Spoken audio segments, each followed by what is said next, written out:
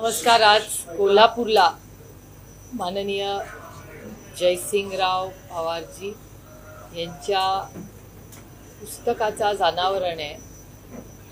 माननीय वृद्धा ज्याचा आपल्याला सगळ्यांनाच सार्थ अभिमान आहे, अशा तारा राणींचा इतिहास, त्या एक अतिशय महत्त्वाचा टप्पा आणि त्यांच्या संशोधन गेले 7-8 वर्ष त्यांनी जे केले त्याच्या पुस्तकाचं आज मोचन आहे.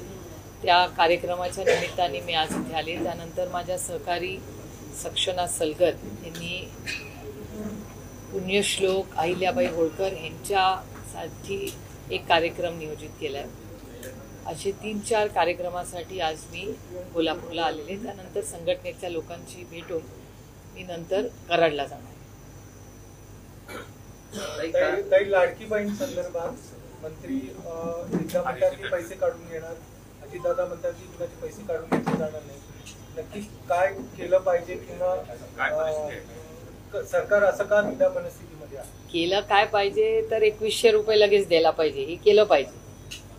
आणि ज्या पद्धतीने रोज उलट सुलट माहिती किंवा स्टेटमेंट्स सरकारकडून येत आहेत, याचा अर्थच होतं की काही कोऑर्डिनेशन नाही आहे सरकारमध्ये किंवा क्लॅरिटी पण नाही आहे. तुम्ही बघताय 60 दिवस झाले आहेत, जे या राज्याचा रिझल्ट लागून बरोबर 60 दिवस काल पूर्ण झाले. 60 दिवसामध्ये मला आठवतं देवेंद्रजी जेव्हा आले होते तेव्हा त्यांनी 100 दिवसाचा कार्यक्रम द्यायचा निर्णय घेतला. तर 100 दिवसाचे 60 दिवस ते गेले, आता 40च राहिले. त्यांनी विजय शेवटी त्यांना मॅन्डेट 5 वर्षाचं दिलेलं आहे. हाकी देखील होत आहे, कारण का पॉलिसी लेवलला काही फार मोठ्या गोष्टी, कारण म्हणजे पालकमंत्रीपद, डिपार्टमेंट ह्याच्यातच गेले 2 महिने, 60 दिवस त्याच्यातच गेलेले. आणि मी तुमच्याच चॅनलवर पाहते.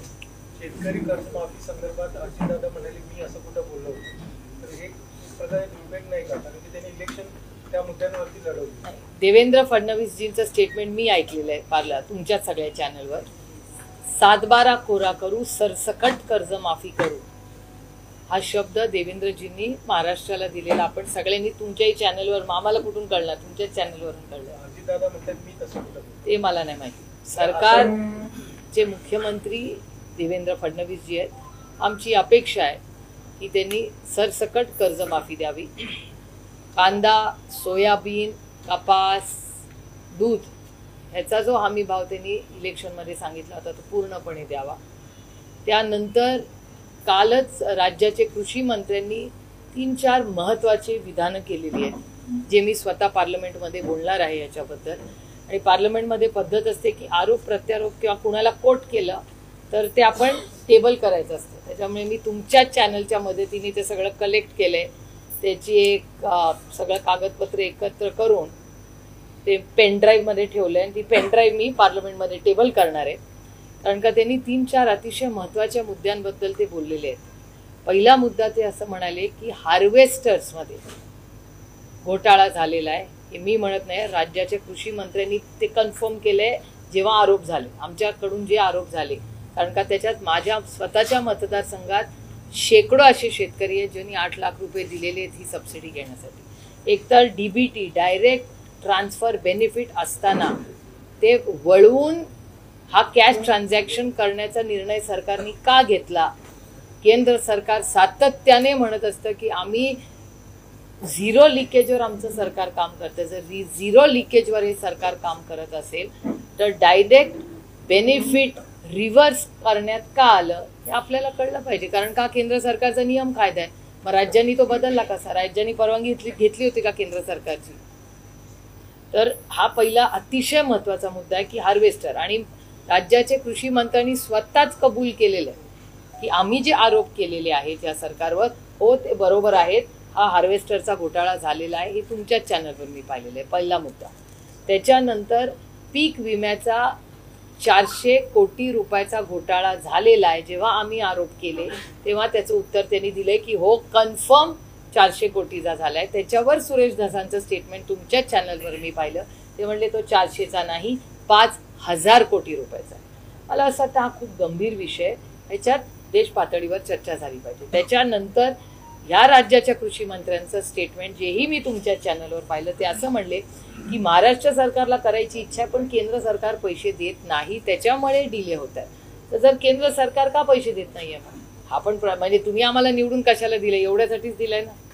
त्यामुळे अर्थातच जर या राज्याचे कृषी मंत्री दोन एवढे मोठे शेतकऱ्यांचे जर एवढं मोठं करप्शन म्हणजे हार्वेस्टरसाठी पैसे केंद्र सरकारने दिलेल्या नियम कायद्याचा फेरबदल सरकारला न विचारता त्याच्यात होणारा भ्रष्टाचार, त्याच्यानंतर पीक विम्यात झालेला भ्रष्टाचार आणि त्याच्यातून केंद्र सरकार आपल्या राज्याला पैसे देत नाही, ही सगळी स्टेटमेंट्स गेल्या 8 दिवसात तुमच्या चॅनलवर आम्ही पाहिलेली आहेत.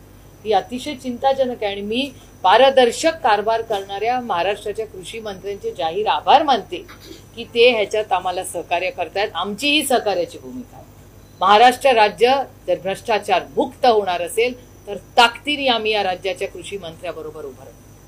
पण ह्याच्यासाठी हार्वेस्टर, पीक विमा, केंद्र सरकारमधून येणाऱ्या निधी या सगळ्यात आपण आणि हमी भाव हा शेतकऱ्यांना मिळालाच पाहिजे ही आमची आग्रहाची आणि सहकार्याची भूमिका आहे. कृषी धोरण राज्य सरकार व्यवस्थित हाताळत नाही, राबवत नाही असा तुमचा आरोप असताना दुसऱ्या बाजूला शक्तीपीठ महामार्ग मात्र शेतकऱ्यांच्या विरोधात असताना रेटण्याचा प्रयत्न होत आहे. मला असं वाटतं आज त्याचं आंदोलन कोल्हापूरमध्ये चाललंय. ह्या भागातले सगळे जरी लोकप्रतिनिधी म्हणून निवडून आले नसले तरी नैतिकता ही फार असते आणि ते पण कोल्हापूरच्या छत्रपती शाहू महाराजांच्या मातीत मोठे झालेले, त्या संस्कारात वाढलेले आमचे हे सगळे सहकारी आहेत.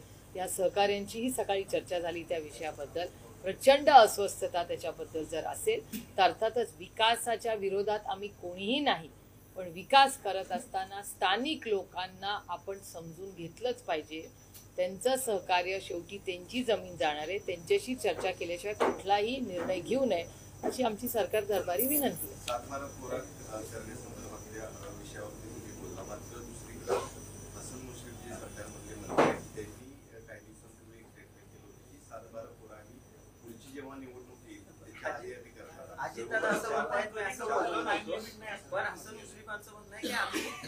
आश्वासन दिलं होतं ते 5 वर्षासाठी दिलेलं होतं, त्यामुळे पुढच्या निवडणुकीच्या आधी आम्ही केलं तर ते करू. हे मला सांगू नका, हे तुम्ही मतदारांना सांगा. कारण का हे असंच करतात इलेक्शन मध्ये, अशीच फसवाफसवी असते. कारण का गले की हड्डी तुम्हाला आठवत असेल, हे ते नुसतं नाही. आणि बरेच दिल्लीतले नेते म्हणाले की ये चुनावी जुमला था, असे किती स्टेटमेंट्स येतात आणि पार्लमेंटमध्ये माध्यमातून ते बोलतात. त्याच्यामुळे दुर्दैव आहे. आम्ही इलेक्शन खूप सिरियसली घेतो.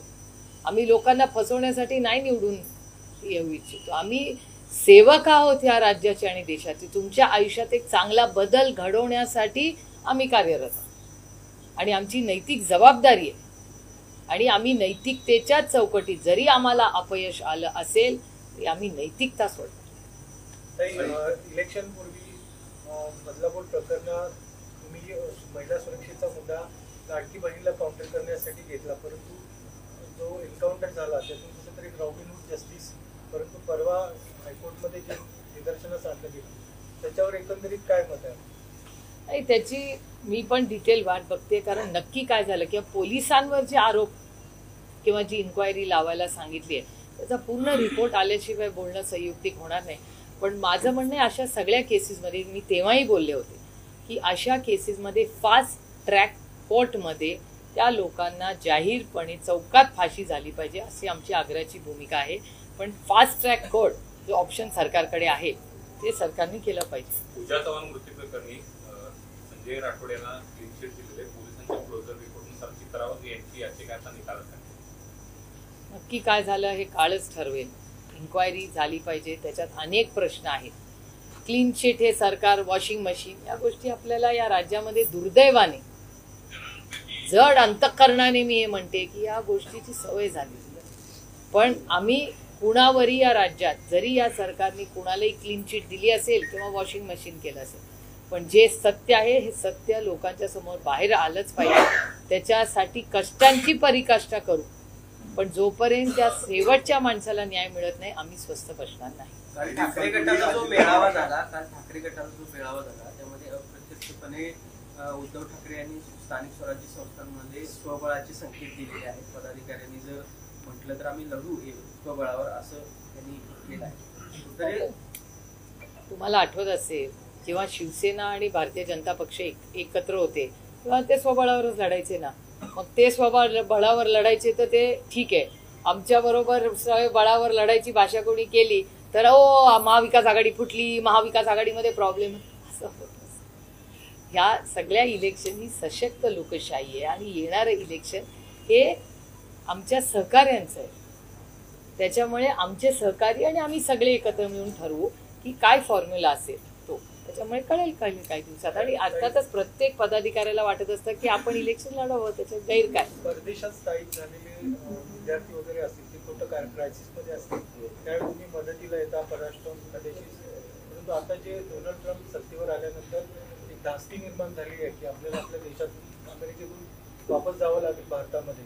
तर या संदर्भात एकंदरीत केंद्र शासनानं काय पावलं उचलली पाहिजे? मला असं वाटतं एकतर पॉलिसीज सगळ्या आल्यानंतर जयशंकरजी अमेरिकेत होते. आता आपल्याला अमेरिकेशी जे आपलं नातं आहे त्याच्यात ह्याची सविस्तर चर्चा आपल्याला करावी लागेल. ह्याच्यात दोन बिंदू आहेत. एक तर इकॉनॉमी, म्हणजे डॉलर जितका जास्त स्ट्रेंथन होईल तितकं इथून जाण्याला शिक्षणही महाग होणार आहे आणि बऱ्याच गोष्टी महाग होणार आहेत पुढच्या काही दिवसामध्ये. कारण का ऑइलच्या मध्ये पण आपण डॉलरमध्ये विकत घेतो, त्याच्यामुळे तेही महागाई सगळी वाढणार आहे. तो एक भाग झाला ह्याचा. आणि दुसरा भाग असा झाला की तिथे राहणारे भारतीय जे आहेत त्यांच्यासाठी आपल्याला आपल्याकडून काय करता येईल किंवा विजासाठी काय करता येईल याची चर्चा एक्सटर्नल अफेअर्स मिनिस्ट्रीला केंद्र आपलं अमेरिकेच्या सरकारशी करावी. छगन भुजबळ एका बाजूला अजितदादांसंदर्भात उघडपणे नाराजी व्यक्त करत आहे, पण दुसऱ्या बाजूला आज अमित शहाचा जो दौरा आहे त्यामध्ये अनेक ठिकाणी ते व्यासपीठ सुद्धा शेत काय त्यांना तर त्याचा प्रश्न त्यांना विचारला, मी कसं दुसऱ्यासाठी काय उत्तर तुमचं आपल्या पक्षात होते ते नाही. एक तर माझ्यासाठी आमच्या कुटुंबातले महत्वाचे म्हणून भुजबळ साहेबांकडे आम्ही नेहमीच पाहिले. भुजबळ साहेब आणि आम्ही स्वतः सगळ्या एकमेकाच्या सुखदुःखात एकत्र राहिलेलो आहोत. भुजबळ साहेबांच्या कुटुंबावर जेव्हा सगळ्यात मोठा आणि जी एवढी मोठा संघर्ष त्या कुटुंबाने केला त्या काळात आम्ही एकत्रच होतो. त्या मग हॉस्पिटलमध्ये असू दे, कोर्टात असू दे, जेलमध्ये असू दे, आम्ही सगळे त्या काळात एकत्र होतो. मी स्वतः किती वेळा जेलमध्ये, कोर्टात, हॉस्पिटलमध्ये सगळीचकडे त्यांच्या फॅमिलीवर राहिलेले. त्यामुळे माझे कौटुंबिक संबंध काल, आज आणि उद्या, आणि ते दोन्ही बाजूनी जपले गेले. काय मी एकटीने जपले नाही, त्याही कुटुंबाने जपले. आणि त्याच्यामुळे राजकीय आमच्यासाठी आमचा पक्ष जेव्हा एक होता तेव्हा भुजबळ साहेबांची जागाही आदरणीय पवार साहेबांच्या शेजारी असायची. त्यांचं भाषणही नेहमी पवार साहेबांच्या आधी असायचं, मग पवार साहेब बोलायचे. त्यामुळे आमच्या पॉलिसीमध्ये किंवा कुठल्याही निर्णय प्रक्रियेमध्ये भुजबळ साहेबांचं मत हे पक्षासाठी अतिशय महत्त्वाचं असायचं. म्हणजे पवार साहेबांनी अनेक निर्णय त्यांच्याशी चर्चा करून घेतलेले आहेत आणि ते तुमच्या चॅनलवर मागच्या आठवड्यातही त्याच्याबद्दल बोलले. त्यामुळे खूप शून्यातून विश्व उभं केलं आहे. खूप कष्ट करून, संघर्ष करून भुजबळ साहेब इथपर्यंत आलेले आहेत. माझं म्हणणं आहे की कुठल्याही ज्येष्ठाचा हा मान सन्मान हा सगळ्यांनीच केला पाहिजे, जो आमच्याकडून नेहमी केला जाईल. आता बाकीच्यांचं मला माहिती नाही. गेल्या महिन्यात तुम्ही दोघं म्हणजे शरद पवार साहेब आणि तुम्ही दोघं सोडून 7 खासदार राष्ट्रवादी फोडा असं एक भाजपचा एक प्लॅन सगळं तयारी सुरू होती, तो आता थांबलाय किंवा तो दोघात टळलाय का? मला याची माहिती नाही. 7 खासदार फोडण्याची जबाबदारी तुमच्यावर दिलेली होती. माझ्यावर तुमच्यावर नव्हे, तुम्ही दोघं सोडून, पवार साहेब आणि तुम्ही दोघं सोडून मान्य की करता. बाप लेकीला सोडून हे भारतीय जनता पक्षाचं हा, मत आहे. बरोबर आहे. भाजपनं तो प्रयोग सुरू केला. भाजपनं तो प्रयोग केला होता आणि स्टेटमेंट अशी होती की बाप लेकीला सोडून बाकीचे 7 जण एकत्र येऊन बाहेर काढले. हे त्याला प्रश्न आज अमित शहा येतात आणि ऑपरेशन टायगरची चर्चा सुद्धा या निमित्तानं रंगली. ऑपरेशन टायगर म्हणजे कारण का आता महाराष्ट्रामधले खूप टायगर असे आहेत जे दुर्दैवाने, म्हणजे ताडोबाचं सांगते मी, म्हणजे ताडोबामध्ये एकीकडे आपण फॉरेस्ट राईट्स साठी लढतोय आणि दुसरीकडे ताडोबा अशा अभयारण्यामध्ये आज तुम्ही बघताय काय हाल आहेत वाघाचे. मी खूप सिरियसली घेते हे विषय. ताडोबा ज्या जिल्ह्यात आहे तिथे टायगर खरे आहे की खोटे आहे? मी गेले 35 वर्ष ताडोबाला जाते, तिथे खराच वाघ आहे. आणि महाराष्ट्रातले वाघ जे आता इथे आहेत ते खरेच आहेत. राजकीय राजकीय जे दिल्ली समोर मुजरा करतात त्यांचं नाही आमचं सांगू शकतो. धोका टळलाय का ते नाही सांगा. कसला धोका टळलाय का? धोका कसला? मला धोका आलेलाच माहिती नाही, कळला कसं सांगा. सगळे खासदार इंटॅक्ट आहे, आता राष्ट्रवादी इंटॅक्ट आहे की आहे? हे बघा, जे काय आम्ही आहोत लोकांनी आम्हाला विश्वासाच्या नात्याने निवडून दिलं. आणि हा आरोप जे हे म्हणतायत भारतीय जनता पक्षाने आमचा पक्ष फोडला किंवा आमच्या खासदारांना आमिष दाखवला अशी कुठलीही घटना झालेली नाही. भारतीय जनता पक्षाबद्दल मी म्हणते, भारतीय जनता पक्षाने कधीही आम्हाला कॉन्टॅक्ट केलेला नाही. आमच्या कुठल्या खासदाराला भारतीय जनता पक्षाने कॉन्टॅक्ट केलेला नाही. आगामी स्वराज्य सांगितल्या काही दिवसांपूर्वी अजितदादांच्या आईने पुन्हा दोघे एकत्र यावे असं संदर्भाचं उत्तर केलं होतं. शिवाय काल देखील शरद पवार आणि अजित पवार दोघेही एकत्र भेट देखील झाली आहे. आपण सगळ्यांना या वाटतंय का दोन्ही राष्ट्रवादी पुन्हा एकदा सगळ्या प्रकरणाला पुन्हा एकत्र यावे, त्यासाठी तुम्ही काय अप्रत्यक्षरित्या काही हालचाली करताय का? नेमकं काय? मी प्रत्यक्ष किंवा अप्रत्यक्ष असं मी ड्युअल आयुष्य जगतच नाही. माझं ऑन रेकॉर्ड ऑफ रेकॉर्डच नसतं. मी कन्सिस्टंटच असते. त्याच्यामुळे माझं असं काही नसतं. त्याच्यामुळे असं काही प्रस्ताव माझ्याकडे कुणाचा आलेला नाही. माझी कुणाची चर्चा नाही. मी आता माझ्या लोकसभा आणि महाराष्ट्रामध्ये होणारी महागाई, बेरोजगारी, भ्रष्टाचार, कृषी मंत्री म्हणतात तसा महाराष्ट्रावर होणारा निधीचा अन्याय, हार्वेस्टरचा माझ्या डायरेक्ट इम्पॅक्ट माझ्या मतदारसंघात झालेला आहे. माझे स्वतःच्या घरातले शेतकरी आमच्या लोकसभा मतदारसंघातले, त्यांना जर 8 लाख रुपये घेऊन असं जर होत असेल ते किती दुर्दैव आहे मला सांगा. तसंच जेव्हा बारामती लोकसभा मतदारसंघात महाराष्ट्रातल्या शेतकऱ्यांचे 7/12चा उपयोग करून जर विमा काढला जात असेल, फॉरेस्टवर विमा काढलेला असेल, सरकारी जमिनीवर विमा काढला जात असेल, तर ह्याची ही केवढी मोठी लढाई चालू आहे. आणि राज्यासाठी कोण लढणार? मग कोणीतरी लढलं पाहिजे. मला याची काय माहिती. प्रस्तावही माझ्याकडे कुणाचा आलेला नाही. संतोष देशमुख प्रकरणी धनंजय मुंडेंचं पालकमंत्रीपद गेलं असं बोललं जात आहे. आता ह्याची पुढची नॅचरल स्टेज त्यांचं मंत्रीपद काढून घेतलं पाहिजे अशा प्रकारची चर्चा होती. काढून घ्यायच्या नसतात, काही गोष्टी नैतिकतेच्या असतात. आम्ही सेवेसाठी राजकारणात आलो. It's not an entitle job. हे का असं नसतं की माझी मक्तेदारी आहे की मी निवडून आल्यावर मी मंत्री झालंच पाहिजे, मला हाच पालकमंत्री मिळाला पाहिजे, हेच डिपार्टमेंट, असं नसतं. सेवा आहे ती कुठूनही करा, चांगल्या पद्धतीने करा. एवढ्याच अपेक्षेने तुम्ही आम्हाला मतदान करता ना. तुम्ही थोडी मतदान करता की हा व्यक्तीला मी मत करतोय म्हणजे ह्याला हेच डिपार्टमेंट मिळणार. ही जी नवीन जी टीव्हीवर मी बघते ना, हे मला आश्चर्य वाटते की ही भाषा मी कधी ऐकलीच नाही. हा कॉन्सेप्टच मी कधी ऐकलेला. त्याच्यामुळे काढून घेतलं पाहिजे अशी मागणी होती. माझं म्हणणं आहे नैतिकतेवर लोकांनी निर्णय घ्यावे. नैतिकता असते का नाही काय?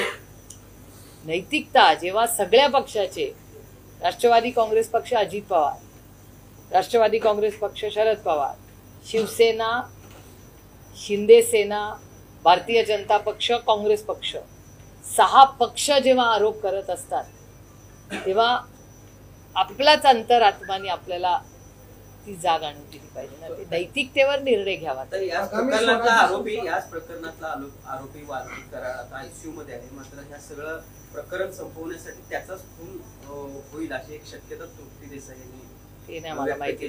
ते नाही मला काय माहिती. मला एक गोष्ट माहिती आहे की अजून एक ह्याच्यातला असलेला फरार आहे हे मला माहिती आहे. अजून एक व्यक्ती त्याच्यातला फरार आहे, तो मिळालेला नाही. आमची सगळ्या म्हणून आम्ही म्हटलं 6 पक्षाची एकच मागणी होती की अनिल देशमुख साहेबांचं जेव्हा IQ गोष्टीवर आरोप झाला, त्यांच्या मागे इन्कम टॅक्स, CBI, ED लागली. या देशाने पाहिली किती वर्ष ते आत होते. भुजबळ साहेब, संजय राऊत साहेब, अनिल देशमुख साहेब, नवाब मलिक भाई, या सगळ्यांवर IQ गोष्टींवर सगळ्यांना अटक झाली, सगळे जेलमध्ये गेले. बरोबर. इथे तर प्रूफ आहे, रोज दाखवताय तुम्ही. आणि एक्स्टॉर्शन, PMLA कायदा हा माननीय मनमोहन सिंग साहेबांच्या सरकारने आणला. PMLA मध्ये एक्स्टॉर्शन जर केलं तर त्याला ED लागते. हे मी नाही सांगते, कायदा सांगतो या देशात. हा देश कायद्याने चालला पाहिजे एवढीच आमची अपेक्षा आहे. आणि जर कोणी एक्स्टॉर्शन करत असेल, तुम्ही थोडासा विचार करून सांगा. एक्स्टॉर्शन जर लोक करायला लागले, इन्व्हेस्टमेंट्स नाही हॅम्पर होणार.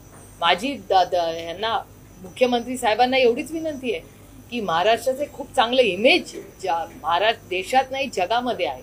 इथे जर एक्स्टॉर्शनच्या गोष्टी व्हायला लागल्या तर राज्यात इन्व्हेस्टमेंट्स कशा येणार? याच्यासाठी आपण एक स्ट्रॉंग सिग्नल, राजकारण बाजूला ठेवून माणुसकीच्या नात्याने महाराष्ट्राच्या साठी एवढं मोठं मॅन्डेट या सरकारला मिळाले, कुठलाही निर्णय ते घेऊ शकतात. मग ते का नाही घेत आहेत? याचं उत्तर मला मिळत. आता राज्यातल्या गुंतवणुकीचा आता उल्लेख केला तर महाराष्ट्रामध्ये जी गुंतवणूक होते ती प्रामुख्याने मुंबई, ठाणे, पुणे आणि नागपूर एवढ्यापुरते होते.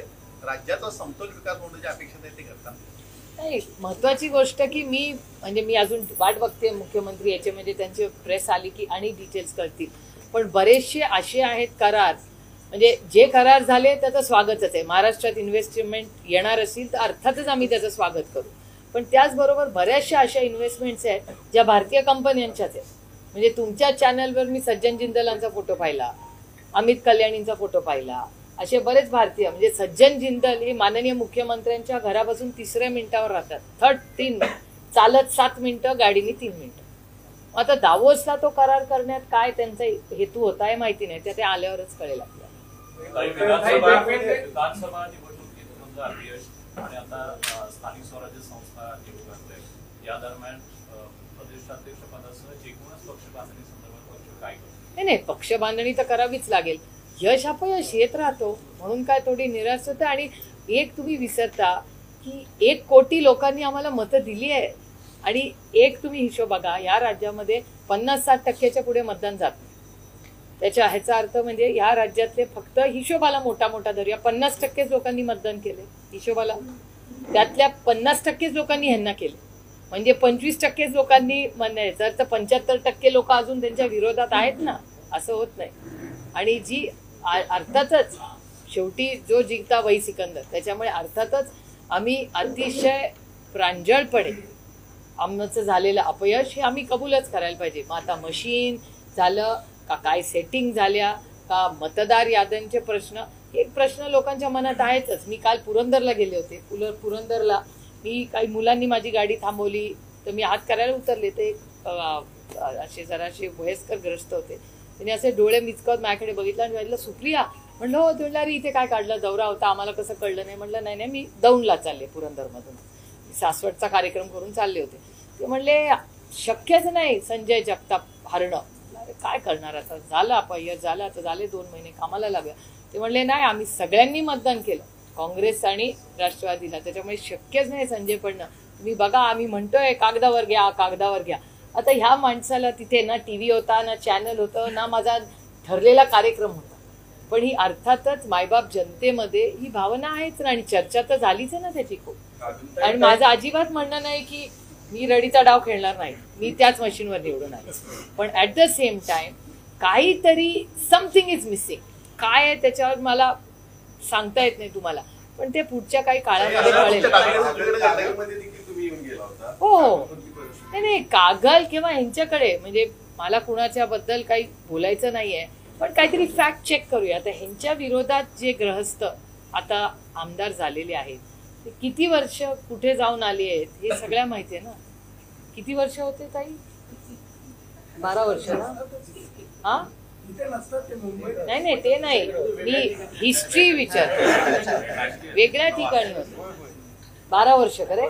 मग 12 वर्ष ज्या ग्रहस्थांनी ती सेवा केली आणि इथे एक सुसंस्कृत सुशिक्षित महिला काहीतरी करू पाहते इथे पण. म्हणजे मी स्वतः पाहिले आणि मी त्यांच्या बाजूनी किंवा असं बोलत नाही, पण मला त्या घरातल्या त्या महिलेचाच सार्थ अभिमान. कारण का ज्या पद्धतीने त्या लढल्या ईडीच्या विरोधात, मला अभिमान वाटतो त्या महिलेचा. आजही काय संघर्ष तिने केला असेल की आपल्या घरात ईडी येते पण ती म्हणली अजिबात ईडीने माझ्याकडे यायचं नाही, माझ्या नातवंडांचं दूध आल्याशिवाय मी ईडीच्या लोकांना आत घेणार नाही. हिंमत लागते त्याला बोलायला. मारायचं तर गोळी मारा. कुठल्या महिलेमध्ये अशी हिंमत आहे बघा. It's too good. म्हणजे मला त्यांच्यातून असं वाटतं, उत्साह येतो की बापरे, घरातले पुरुष जरी बाजूला कॉम्प्रोमाइज करायला तयार असतील तरी या घरातल्या महिला बघा, हे तुमच्या तारा राणींची माती आहे. त्या सगळ्या महिला स्ट्रॉंग आहेत कोल्हापूर. म्हणजे आश्चर्य मला काय वाटतं की ईडी एवढी असताना एखादा पुरुष ईडीला घाबरतो पण ईडीला महिला घाबरत नाही. ही पण एक गोष्ट आहेच ना.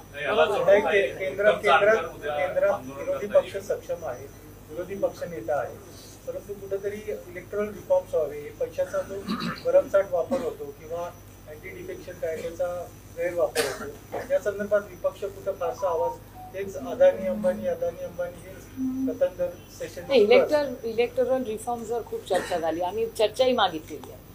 त्याच्यामुळे ह्याही सेशनमध्ये काय इलेक्टोरल बॉन्ड्सबद्दल तर सरकारने युटर्न केलेलाच आहे केंद्र सरकारने. आता इलेक्टोरल बॉन्ड्सवर आता इलेक्टोरल बॉन्ड्स होणार नाही असं दिसतंय एकूण कोर्टाच्या पण इंटरव्हेन्शन नंतर.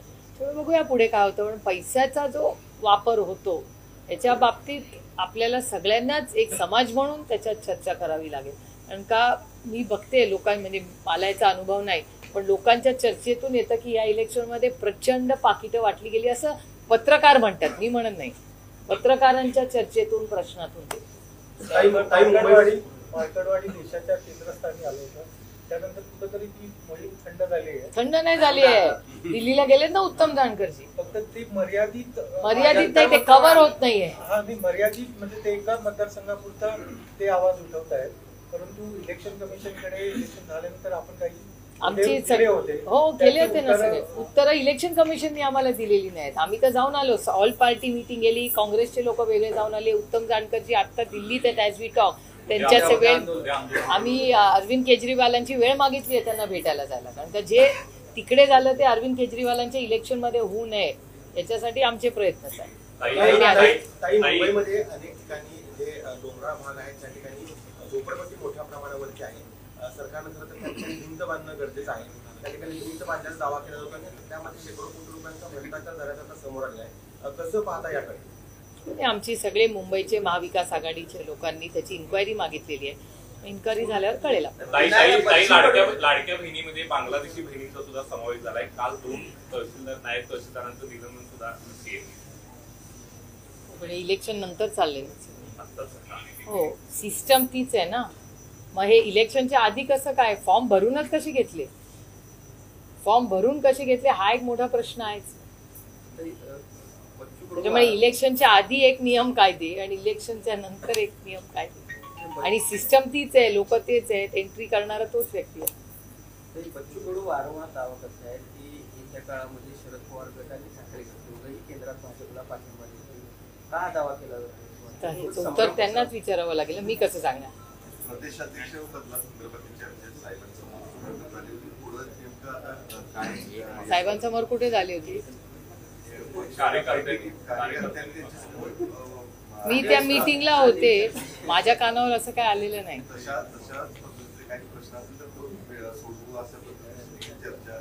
नाही, मी स्वतः त्या मीटिंग मध्ये फुल टाइम होते, माझ्या कानावर ही काही चर्चा आलेली नाही. तुम्हाला काही वेगळं बघूया ना. अर्थातच संघटनेत बदल हे होतच असतात, वारंवार होत असतात. त्याच्यामुळे त्याची चर्चा होतच राहते. काही युवक असतात त्यांना फादर बॉडीमध्ये जायचं असतं, काही युवती स्टुडंट असतात त्यांना महिलांमध्ये किंवा दुसऱ्या काही कामामध्ये जबाबदारी हवी असते. सोयाबीन खरेदी करत असताना कुठल्या बाजारांचा अर्थ सूचना सोयाबीन खरेदी होत नाही अर्थ या ठिकाणी. हो, याच्याबद्दल तुम्हीही बोलता आणि आम्ही बोलते. मी सोयाबीन, कपास, दूध आणि कांदा याच्याबद्दल गेले 2 वर्ष वारंवार बोलते. पॉलिसी लेवलला महाराष्ट्र आणि केंद्र सरकार वारंवार बोलतोय आम्ही. असं मुश्रीफानीमध्ये मध्यंतरी म्हटलं होतं की विकास कामांना कात्री लावायला लागली तरी चालेल, परंतु लाडकी बहीण असेल किंवा फ्री इलेक्ट्रिसिटी असेल किंवा एसटीचा प्रवास असेल महिलांना, ह्या बंद होणार नाही. तर ह्याच्याकडे विकास कामांना कात्री लावावी लागली तरी चालेल हे कुठं तर जास्ती आणणारं वक्तव्य आहे. हे जास्ती नाही, फॅक्च्युअलच आहे. आम्ही तर हे गेले 2 वर्ष म्हणतोय. ज्यांनी राज्याच्या बजेटचा आणि देशाच्या बजेटचा अभ्यास केला असेल, माझ्यासाठी हे नवीन नाहीच आहे. मला काय आश्चर्य वाटत नाही, कारण का हा डेटा सांगत होता ना, लोन किती आहे, आपण इंटरेस्ट किती भरतोय. FRBM act, fiscal deficit management act जो आहे केंद्र सरकारने अटलजींनी केलेला आहे, तो पुढे मनमोहन सिंग साहेबांनी पुढे चालला, ज्याला FRBM ऍक्ट म्हणतात. उसकी धज्जिया उडा दी यार सरकारने. महाराष्ट्राचं नाही, अनेक राज्यांना फिस्कल डेफिसिट मॅनेजमेंट हे आम्ही मी तर किती वेळा बोलले याच्यावर. 27-28 पर्यंत महाराष्ट्राची इकॉनॉमी $1 ट्रिलियन करणार आहोत असे टार्गेट ठेवले. कितपत फिजिबल वाटतं? It is so easy to do it. ते सरकार नाही करत, तुमच्यासारखे लोक करतात.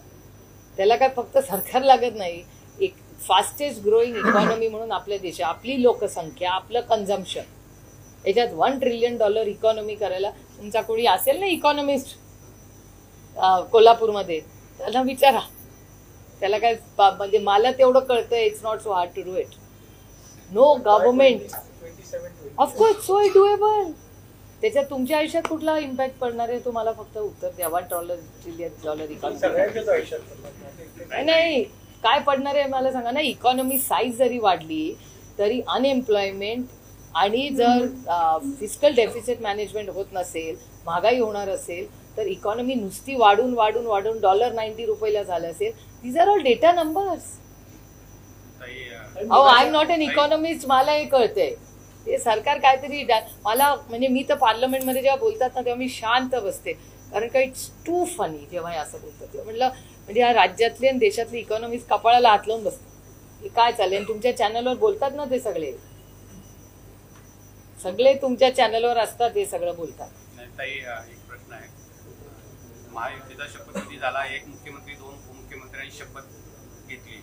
त्यानंतरची चर्चा सुरू होती की जयंत पाटील साहेब नाराज आहेत आणि तिसरं उपमुख्यमंत्री पद त्यांच्यासाठी राखीव आहे. रिअली जयंत पाटील नाराज झाले काय आता? जयंत पाटील नाराज झाले काय आता? ते राहणार आहेत का? हे मी पहिल्यांदाच ऐकते. काय lot of manufacturing in Kolhapur. मला उप काय नवीन काय झालंय? पालकमंत्र्यावर एवढी चर्चा मी आयुष्यात पहिल्यांदाच ऐकली आहे. माझे वडील 1 नाही 4 वेळा मुख्यमंत्री झालेत. आम्ही कधीच पालकमंत्र्याचं डिस्कशन पण कधी ऐकलं नाही. तो निर्णय व्हायचा, डिपार्टमेंट पालकमंत्री गॉन, दुसऱ्याची त्याच दिवशी सगळे कॅबिनेट करून कामाला लागायचे. हे मी वाटत बघते. हाच तर माझा प्रश्न आहे. दिस इज एक्झॅक्टली. एवढ्या मोठं मॅन्डेट असताना त्यांनी कामाला लागायला पाहिजे होतं. आतापर्यंत क्रांती व्हायला पाहिजे होती. ते सोन्याचे रस्ते व्हायला पाहिजे होते आम्हाला कोल्हापूरला येताना. करेक्ट आहे की नाही? एवढं मोठं मॅन्डेट एवढा विकासासाठी झालेला आहे. चांदीचे तरी खरा, ते कारीगर चांगले आहेत आपले कोल्हापूरचे, खरा ना. जे सुजलाम सुफलाम, कोणीही घरी नाही, सगळ्यांना चांगल्या नोकऱ्या, सगळ्यांच्या घरात गाड्या, सगळ्यांचे चांगले बंगले, सगळ्यांची मुलं चांगली शिकलेली. व्हाय नॉट? आम्हाला आनंदच होईल तसं झालं तर. संभ्रमात असेल मात्र हसन मुश्रीफ सुद्धा म्हणतात की सहपालकमंत्री काय आहे मलाच माहिती पहिल्यांदाच. नाही, एक मिनिट, मला तुम्हाला एक प्रश्न विचारायचा. सह तो सोडा, पालकमंत्री हे कॉन्स्टिट्यूशनल आहे का पोस्ट? मेन म्हणजे पालकमंत्री पोस्ट ही कॉन्स्टिट्यूशनल आहे का? त्याचा पण सह म्हणजे जी पोस्ट कॉन्स्टिट्यूशनल आहे त्याला आणखी शॉक हो क्या रहा इस राज्य में. आणि त्यातही ताई एक गोष्ट लक्षात आणि त्याच्यातून आउटकम काय? माझं काय म्हणणं, एखाद्याला जबाबदारी देऊन काय आउटकम होणार असतील तर जरूर करा. It is okay. एवढं तर आम्ही समजू शकतो. पण मग ते काँग्रेस राष्ट्रवादी सत्ता असताना तेव्हा कधी हे केलं? कारण का खूप समंजसपणे आम्ही टीम वर्क म्हणून देशाची आणि राज्याची, वैधानिक आहे का? बऱ्याच गोष्टी वैधानिक नाहीत पण त्याचं उप होत नाही ना.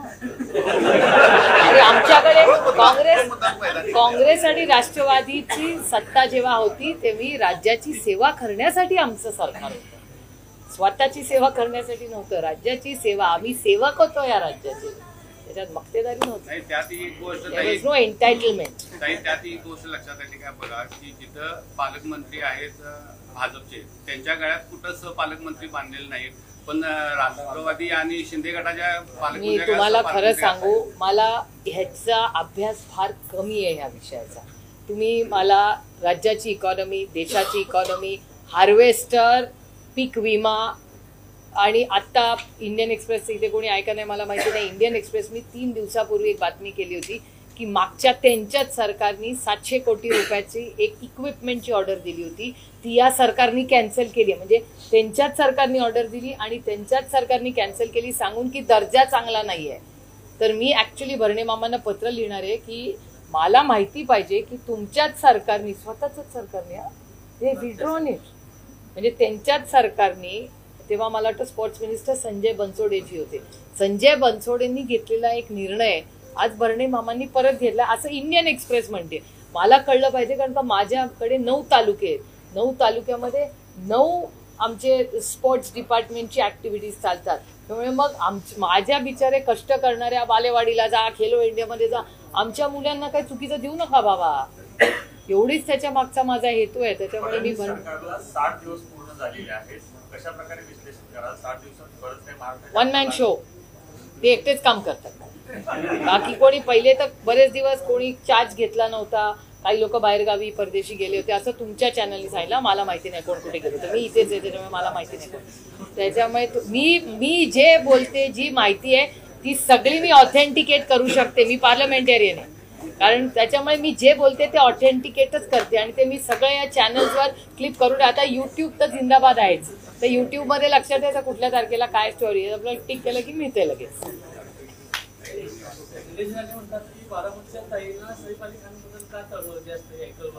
काही लोकशाही हो, प्रत्येकाला बोलायचा अधिकार आहे. असं काय, लोकशाहीमध्ये त्यांना बोलायचा अधिकार आहे. ताई, सध्या छावा हा पिक्चर त्यामध्ये संभाजीराजांच्या जीवनाला मात्र या पिक्चरमध्ये संभाजीराजे डान्स करताना ब्रेक डान्सच्या 4-5 पोज दाखवलेले. कितपत मोडतोड नाही झालेला पिक्चर. कोणी काढलाय पिक्चर? ट्रेलर आला छावा आणि मराठी माणसाने केलेलं आहे. दिग्दर्शक मला नाही ते डान्स